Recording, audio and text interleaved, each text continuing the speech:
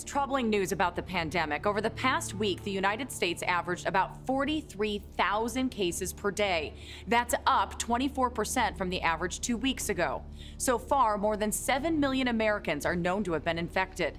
The death toll now tops 204,000. Many of you well know this pandemic is taking a toll on our mental health, with calls to crisis hotlines skyrocketing in recent months. Yeah, depression, anxiety, and stress, it's all being impacted by the pandemic. In the last few minutes, President Trump has tweeted saying that he and the First Lady have tested positive for COVID-19. Hope Hicks, a close advisor of the president, also had tested positive. Kellyanne Conway has now reported that she too has tested positive for COVID-19. In the last few moments, another lawmaker announcing that they have tested positive for coronavirus. This is Utah Senator Mike Lee, Republican from Utah. Just got some breaking news. A statement put out, Jeff Bennett, by incumbent Republican North Carolina Senator Tom Tillis, who is also up for election 32 days, that he has tested positive. Republican National Committee Chairwoman Ronna McDaniel is also tested positive for coronavirus. She was last with the president last Friday, a week ago, and has been in Michigan since then. Father John Jenkins on your screen has tested positive for COVID-19 and reports having mild symptoms. Here you can see Jenkins last Saturday at the White House. As we mentioned earlier, there was a large gathering for Amy Coney Barrett's Supreme Court nomination. Jenkins sat just feet from the First Lady and Vice President. The White House Press Secretary Kayleigh McEnany has just confirmed that she has tested positive for the coronavirus. Well, this week, more than 20 states are reporting an uptick in the number of coronavirus cases. The number of coronavirus infections are surging in the Midwest, all Midwestern states, except Ohio, reporting higher numbers in the last 4 weeks, with South Dakota seeing the largest percentage increase, up 166%. There are areas of the country where we're starting to see the uptick in test positivity, which is generally a predictor that you're going to start seeing surges. It's certainly an interesting time as we're seeing the growth, 7 million cases in the United States. It's really a challenge, and over 200,000 people have died at this point now. Tonight, New York and New Jersey face growing clusters of the virus. New restrictions could follow. New trouble in the heartland, too. The number of daily cases is spiking in almost every Midwestern state. The CDC warns that 90% of Americans are still susceptible to the virus. Former FDA Commissioner Scott Gottlieb says the U.S. is already seeing an upsurge. We were always facing heightened risk of increased spread of coronavirus as we headed into the fall and the winter. Now we're there. The fun going on in New York City, where police are cracking down on karaoke clubs, bars, and crowded parties. This is America. We should be able to do what we want. Authorities even breaking up a wedding reception in Queens, where nearly 300 people packed into a hall. Every day they got party with it, every day. The uptick you're seeing right now is a result of some of those reopenings that we saw several weeks ago. Now you've got Florida Governor DeSantis coming out and saying he's going to be lifting the restrictions on restaurants. You've got Indiana this weekend coming out and saying they're going to a phase 5 in the reopening, which would be full capacity for restaurants and gyms, among other areas.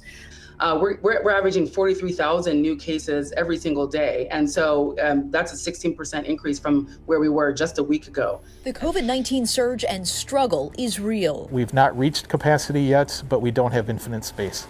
There is no cure for COVID.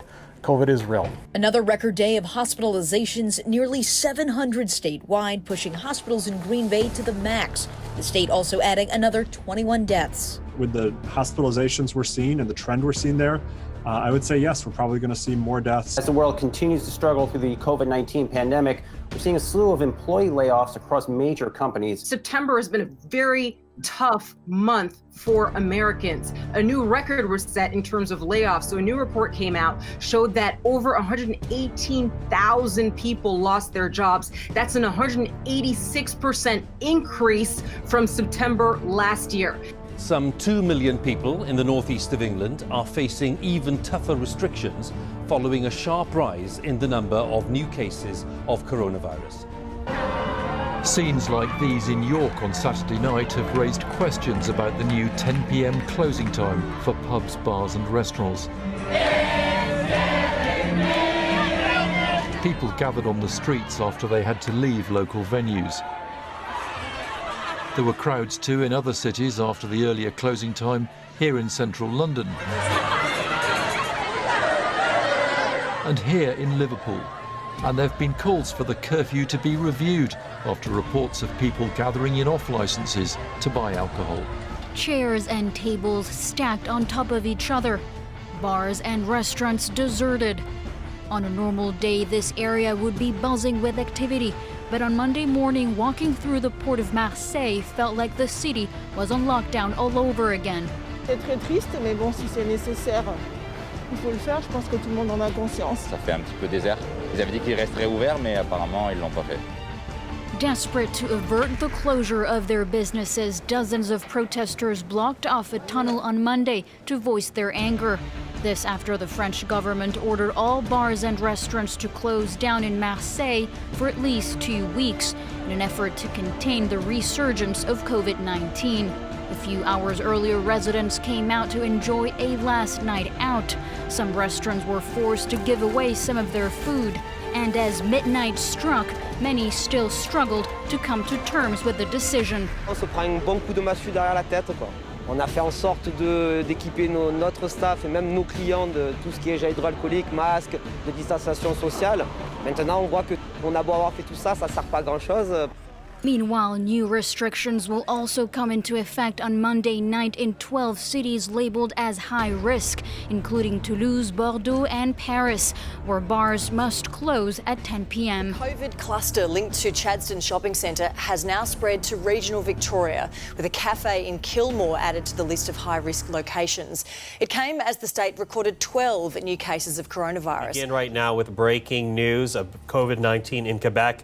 The province has just reported more than 800 new cases. It is Quebec's highest number in more than 4 months and the latest troubling upward trend that has been playing out in recent weeks.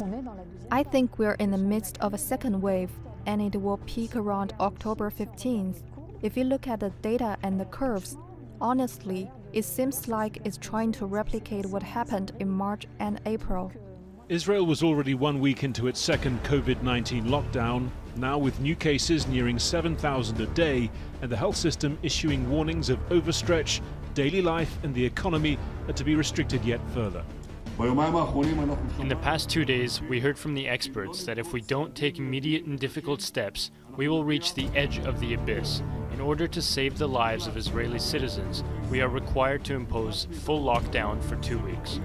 To Iran, which is battling the second wave of coronavirus infections, Tehran is experiencing a surge of cases. More and more Iranian children are getting infected, which has sounded an alarm and left the parents worried. China, which is ground zero of the coronavirus pandemic, has managed to contain the disease, but now a surge in domestic travel has raised concerns over a spike in infections.